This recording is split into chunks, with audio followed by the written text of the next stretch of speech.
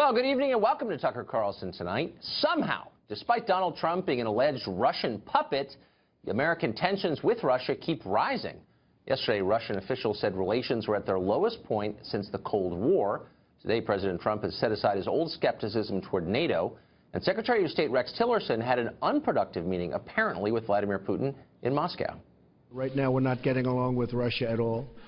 We may be at an all-time low in terms of relationship with Russia. We need to attempt to put an end to this steady degradation, which is doing nothing to restore the trust between our two countries or to make progress on the issues of the greatest importance to both of us. Al Mater is a Democratic strategist and former member of Hillary for America, the National Finance Committee.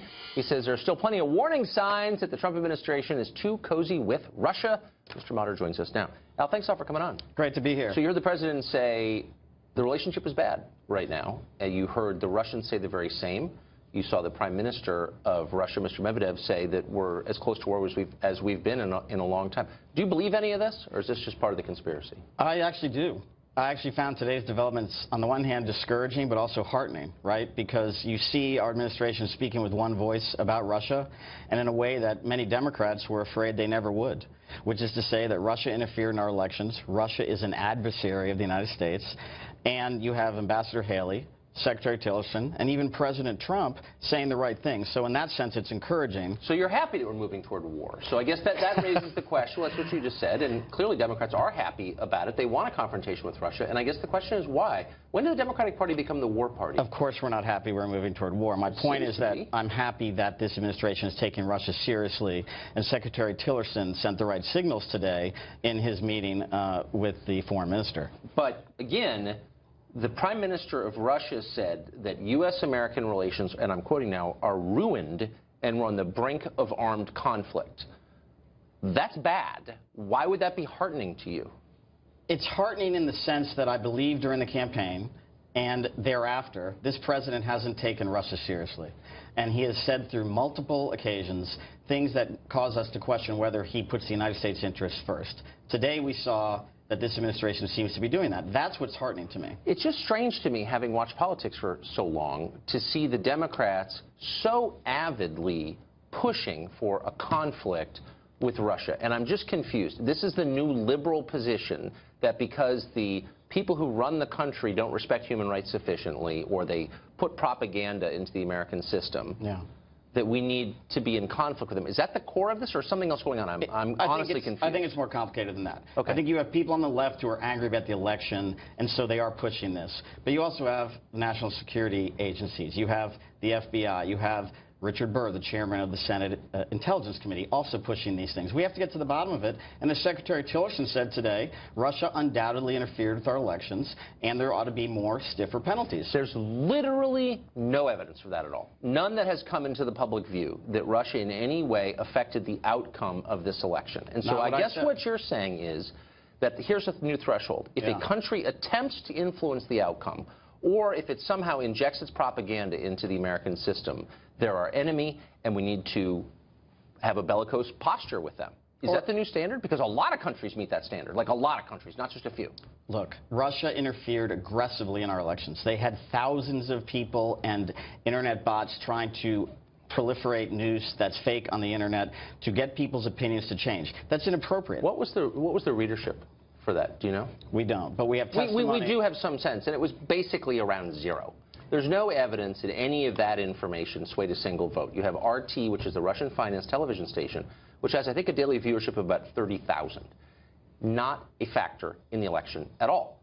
And so I'm thinking maybe there's something else going on here that, as a keen observer, I am missing. The animus toward Russia stems from what? A lot of countries have done what Russia did. Why are we really mad at Russia on the left? What is this really about? Do you know? I don't think it's left or right. I think it's country first before party. I mean, you have many Republicans who believe these things. Lindsey Graham, John McCain, Richard Burr. You have Director Comey, who aggressively went after Hillary Clinton in an investigation. He's been saying these things. So I don't think this is a partisan issue so much as it's we need to get to the bottom of it and let the facts take us where they go. The permanent establishment in Washington, very much led by the left, wants conflict with Russia. And my question, again, is why would that be good for the United States? You literally saw Democrats say that it was, quote, deeply troubling that the Trump administration alerted the Russian military before striking Syria. There are apparently Russian soldiers on that base. Would it have been better to kill some of them with the airstrikes? So I think what you have there is people weren't sure that the administration really was putting the United States interest first. And that's why they might have made a statement like that. What you saw today, however, was a very resolute administration, one which is not going to take the slaughter of innocent children lightly, and it's going to take appropriate action. Innocent children are slaughtered around the world every single day, and nobody says boo about it. And so I guess, look, let's just back up. I'm agnostic on the question of Russia. But explain to me succinctly, in a way no one has done so far, why being at odds with Russia helps the United States. What do we get out of that?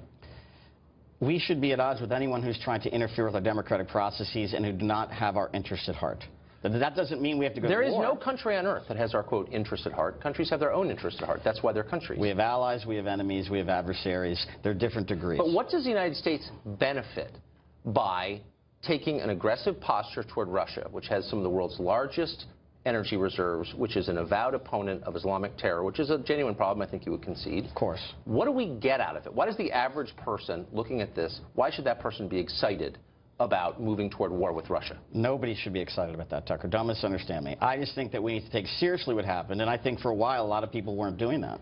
Okay, but again, you're not going to answer the question. What do we get out of this? Like, typically when the United States formulates a policy position abroad, the aim is to make America safer or more prosperous. In what sense does this confrontation with Russia, now ongoing, make our country safer or more prosperous? With respect to our elections, it makes us safer in our democratic processes to make sure that their integrity is preserved. We know from testimony from... When there's no evidence that they affected the outcome at all. Not a voting machine was hacked. There's not a single person to come forward and say, you know, I changed my vote because I was watching RT last night. So there's no evidence that Al-Qaeda or ISIS have successfully breached any of our chemical plants, but we know they look at it and try. Does that mean we shouldn't try to stop them? But Al-Qaeda and ISIS have cumulatively killed thousands of Americans. Absolutely. I don't think the Russians have done so. So again, how does it make us safer to have the Prime Minister of Russia say we're, quote, on the brink of war? That seems like a very dangerous... I feel less safe than I did a month ago, thanks to cheerleading by the left, pushing this administration toward conflict. I doubt that this administration is listening to the left, quite frankly, and I don't believe we're on the brink of war despite bellicose statements to the contrary by Russia. I don't look to Russia as to where we stand. Well, apparently, earlier this morning, and not apparently, I think, a U.S. commercial flight flying from San Francisco to Shanghai was turned away at the edge of Russian airspace, and the passengers, I know for a fact, on that flight were told an American carrier is not permitted to enter Russian airspace for, quote, diplomatic reasons. If that turns out to be true, that's a suggestion that tensions are getting to a level that is dangerous. And I would think, as a liberal and a Democrat, you would say, whoa, wait a second, this is scary, and instead you and many others are cheerleading this. I wouldn't say that. I think that's certainly troubling. But what's heartening about today is Tillerson and his counterpart announced that they're going to move back to non-interference with respect to airspace over Syria. And that's certainly much more significant because we could have had a military confrontation, and they're backing away from that. I also think it's heartening that they seem to have agreed to continue talking. There may be bellicose statements from the Russians, but we seem to at least be trying to resolve the situation as best we can. So China mistreats its own citizens, dissent is crushed, dissidents are killed, it has invaded another country and occupies it, Tibet, and it seeks our destruction. Chinese government and military has hacked into American government computers many times. We know that. It's factual. Right. So why aren't you pushing for sanctions against China? Why aren't you pushing for a confrontation with China? It meets all the criteria that you laid out. Well, as you aptly point out, there's problems all around the world. What the United States does is it seeks to act when it thinks acting is in its best interest. Perhaps the United States doesn't believe that isn't quite in its best interest. But why don't you think it's in our best interest? They're doing everything Russia has done and more. I do. But I'm not the United States government. I agree with you. Human rights violations are awful wherever they happen. So we should wage war? Of course not. Great to see you, Al. Good to be here.